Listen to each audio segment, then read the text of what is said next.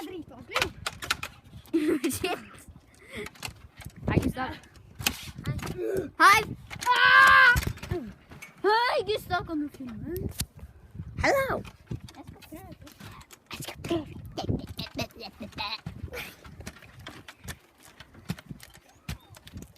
Oh my goodness.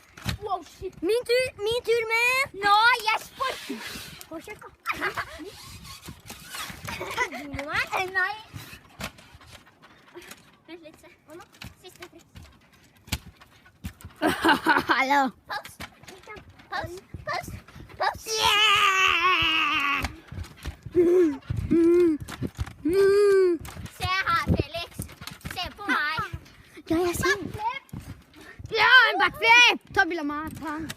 Ja. Se på meg, se på